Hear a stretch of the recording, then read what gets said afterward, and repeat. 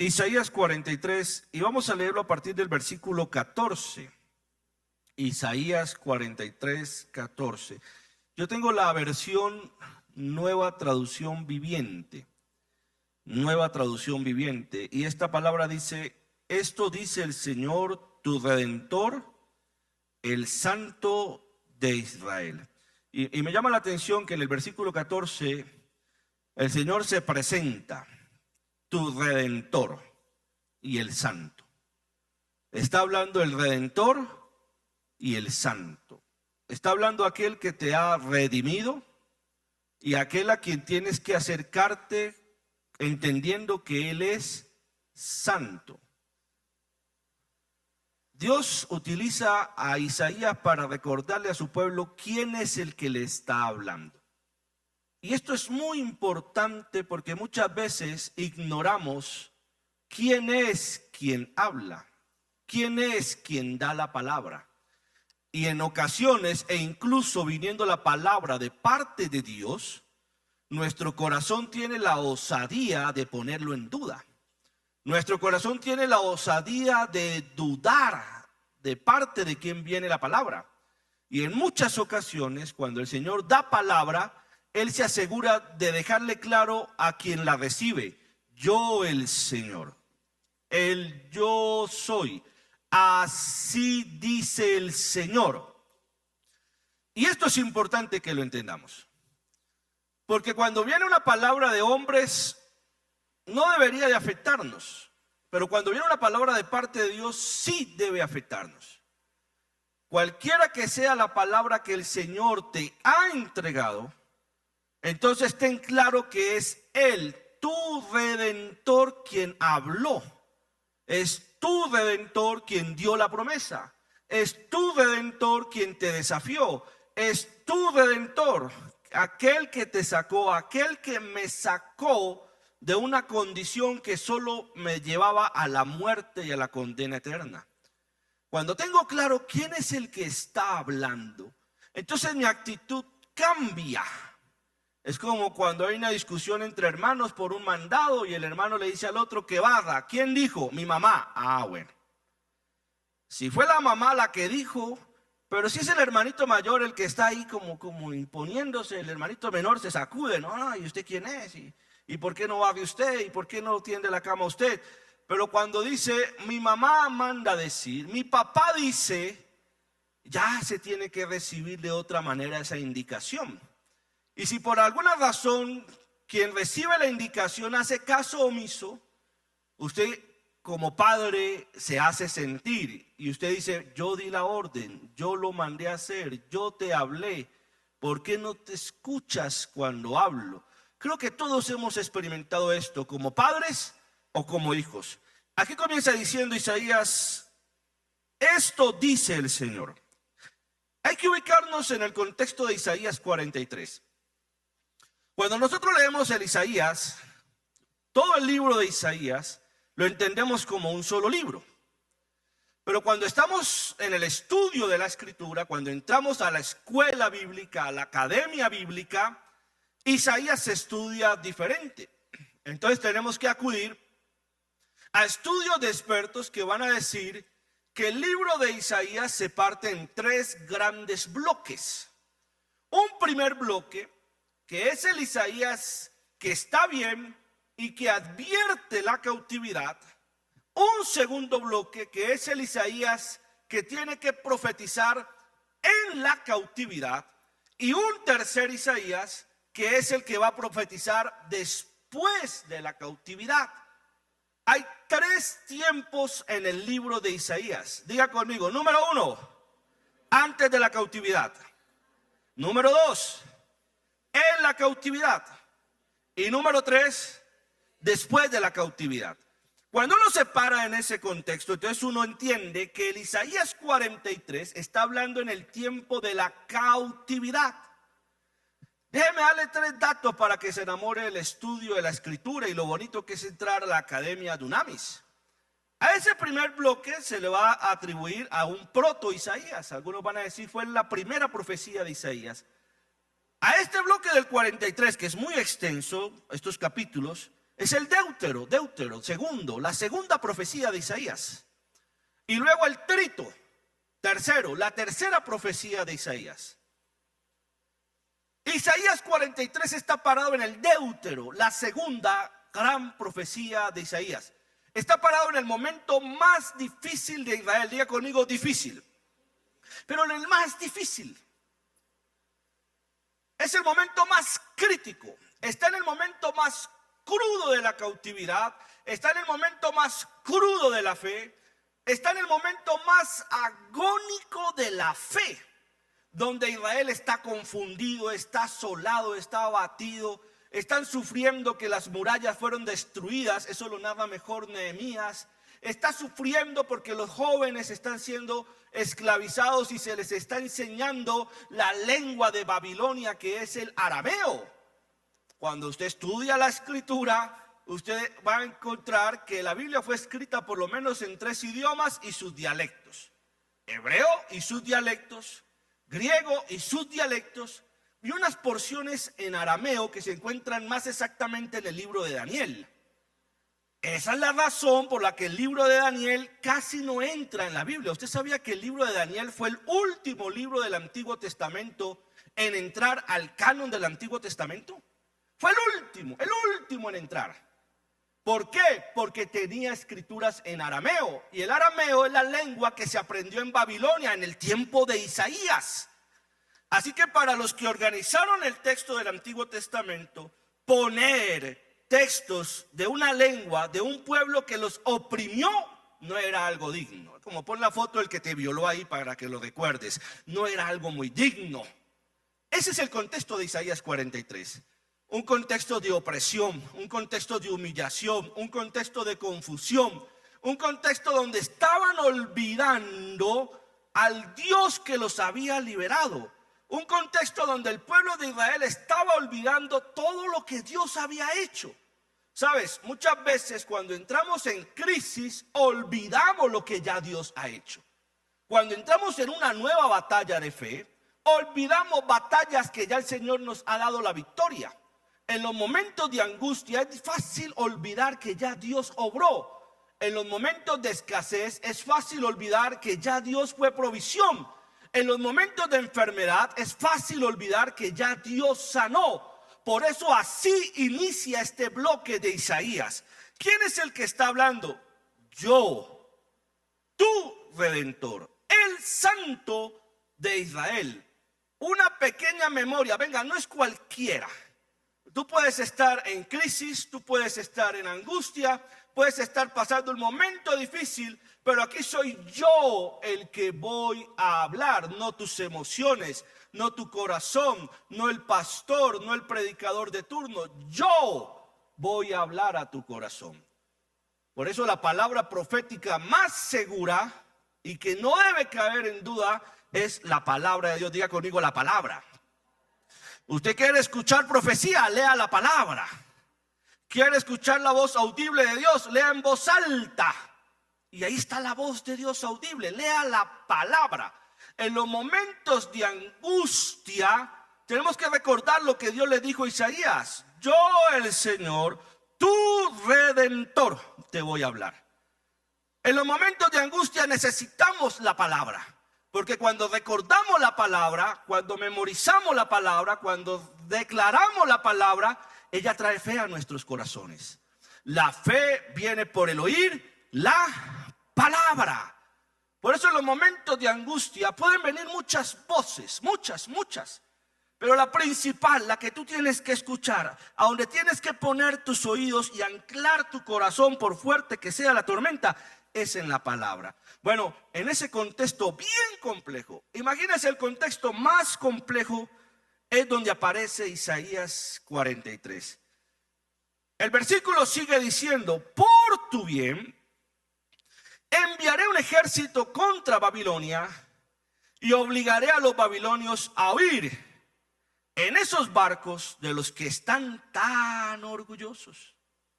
Oye, qué interesante que por más que el enemigo te ataque, por más que el enemigo te intimide, el Señor se encargará de que ese mismo enemigo tenga que huir. Es interesante que el Señor no nos llama a huir del enemigo, nos llama a huir de la tentación y del pecado. Pero en cuanto al enemigo, ¿sabe qué dice el Señor? Resístanlo, porque Él es el que tiene que huir. La palabra dice, resistid al diablo y Él huirá. Nosotros no tenemos que escondernos del diablo. Nosotros no tenemos que huir. Ahí viene el diablo, que pegué. Y viene duro, y viene bravo, viene echando candela. No, no, no. Es Él el que tiene que huir. Y Pablo, y aquí lo está diciendo el profeta Isaías, obligaré a los enemigos, a los babilonios, a huir. Versículo 15, por si acaso la duda vuelve. Yo soy el Señor, tu santo, el creador y rey de Israel. ¿Alguien puede en medio de su aflicción tener esta palabra y anclarla en su corazón? ¿Alguien puede en medio de la prueba decir, venga, es que esto lo está hablando el Santo de Israel, esto lo está hablando mi Creador, esto lo está hablando mi Señor, esto lo está diciendo su palabra, voy a anclar mi fe en la palabra de Dios y el Señor va a obrar? Yo soy el Señor que abrió un camino a través de las aguas e hizo una senda seca a través del mar. Algo que está haciendo el Señor con Israel en medio de la crisis de Babilonia es recordar lo que Él ha hecho. Hermano, en medio de tu crisis, por favor, haz memoria de lo que Él ya ha hecho. Haz memoria de lo que Él ha dado. Cuando venga tu prueba de fe en temas de provisión, haz memoria de las veces que el Señor fue provisión. Cuando venga pruebas de fe en temas de conflictos difíciles, de conversaciones complejas, haz memoria de los momentos en los que Él te dio sabiduría para manejar esas situaciones. Así que el Señor no entra hablando por hablar en Isaías. El Señor entra recordando quién es Él y qué ha hecho. Quiero repetir esta idea. Cuando Él va a dar una profecía, entra recordando quién es Él que está hablando. Y por si las dudas te recuerda qué es lo que Él ha hecho. Y esa es la razón por la que el Salmo 100 dice, a mi casa, a mis atrios entran con dos cosas, alabanza y adoración. Me reconocen y me agradecen. Reconocen quién soy yo y agradezcan lo que yo he hecho por ustedes. Por eso, cuando el Señor trae una palabra en tu corazón, Él te dice, soy yo el que estoy hablando. Y si alguien aquí está recibiendo esta palabra, agárrela en su corazón y no la deje ir, no la deje escapar, no se la deje robar. Y el Señor te dice, soy yo el que estoy hablando y quiero recordarte lo que yo ya he hecho en tu vida. ¿Cuántos dicen amén? Sigue diciendo Isaías, versículo 17, yo llamé al poderoso ejército de Egipto con todos sus carros de guerra y sus caballos, los sumergí debajo de las olas y se ahogaron. Su vida se apagó como mecha humeante. De todos los pueblos antiguos de la Mesopotamia, del Medio Oriente, el ejército, la civilización más poderosa era la civilización egipcia. Sí, los medos, los persas, los babilonios, los asirios, pero ninguno tenía el poderío que tuvo el pueblo egipto. Así que el Señor la pone bien arriba de una vez. Ok, te está oprimiendo Babilonia, pero recuerda que yo aplasté a Egipto. Te está oprimiendo Babilonia, pero recuerda que Egipto no pudo contenerse con mi poder. Te está oprimiendo esta situación, pero recuerda que tu Dios tiene el poder sobre esa situación. Él tiene el señorío sobre esa circunstancia. Él tiene el control en su soberanía sobre eso que estás viviendo. Entonces, cuando yo escucho esta palabra, mi corazón se llena de fe. Señor, tú tienes el control. Señor, esto no se va a salir de tus manos. Y si tú lo permites, tiene un propósito. Y aunque yo no lo entienda, te voy a dar alabanza. Y aunque yo no lo comprenda, te voy a adorar. Pero nada me va a hacer dudar del Dios al que sirvo. ¿Usted lo puede decir? Entonces sigamos leyendo la palabra. Versículo 18, Pablo, pero, tengo a Pablo en mi boca hoy. Pero olvida todo esto. ¿Se acuerdan del metanoia? ¿O ya se olvidaron del metanoia? Y si no, montamos otro para entre 20 días para que... Pero olvida todo eso. Pablo dice en Filipenses, una sola cosa hago. olvidando todo lo que está atrás y extendiéndome hacia lo que está delante. ¿Sabes? Ni Dios vive de glorias pasadas. Diga conmigo, ni Dios vive de glorias pasadas. O sea, Dios le recuerda a Israel lo que él ha hecho y Dios le dice, pero olvida eso. Dios no está como nosotros, los seres humanos sí somos así. Ay, ya le ayudé, ya le colaboré, ya le presté. Yo ayudo una vez. No, Dios no está diciendo, ya lo hice una vez y además ustedes fueron ingratos.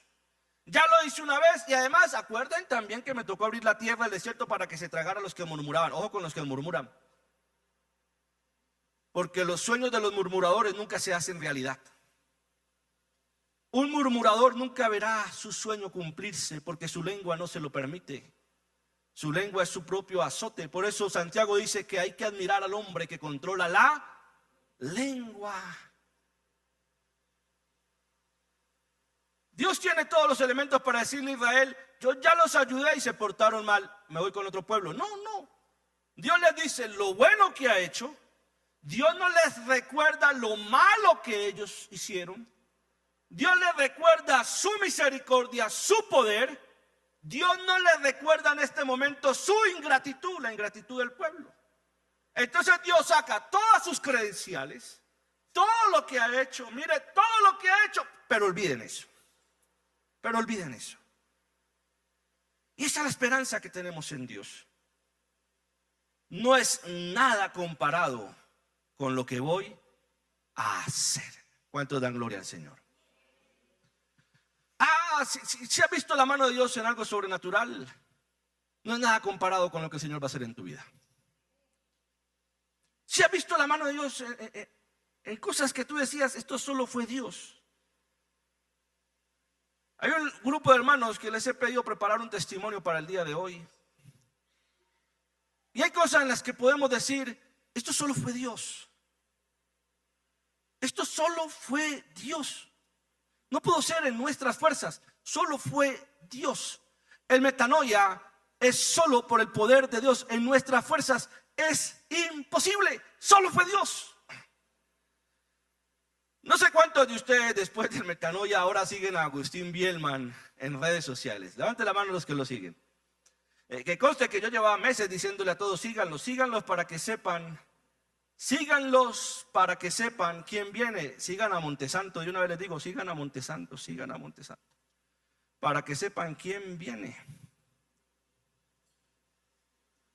Ayer subía una historia a Agustín Bielman en su perfil.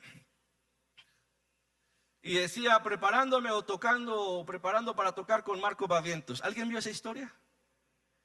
Póngala ahí, mijo. Póngala, lo que preparamos en producción, mijo. Ponga la historia ahí, Laura.